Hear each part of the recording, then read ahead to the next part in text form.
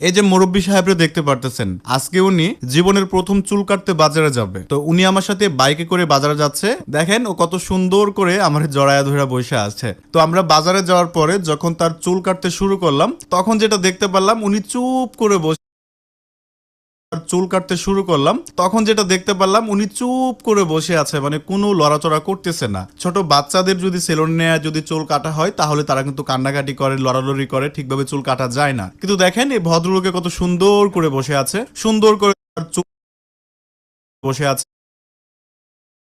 এই ভদ্রলোকে কত সুন্দর করে বসে আছে, সুন্দর করে তার চুলগুলো কাটা হচ্ছে। তো এই ভদ্রলোকের দেখতে যতটা ভদ্র মনে হয়, আসলেও কিন্তু সে ততটা ভদ্র না। এরকম ছোটখাটো একটা মেশিন যাদের বাসায় থাকে তারাই কিন্তু জানে যে এই মানুষগুলো কতটা অভদ্র টাইপের হয়। আচ্ছা যাই হোক, আমাদের কিন্তু সে তত মনে হয়, আসলেও কিন্তু সে ততটা ভদ্র না। এরকম ছোটখাটো একটা মেশিন যাদের বাসায় থাকে তারাই কিন্তু জানে যে এই মানুষগুলো কতটা অভদ্র টাইপের হয়। আচ্ছা যাই হোক, আমাদের মুরব্বী সাহেবের চুল কাটার পর তারে কেমন দেখা যেতেছে অবশ্যই একটু কমেন্ট করে আমাদেরকে জানিয়ে দিতে পারেন।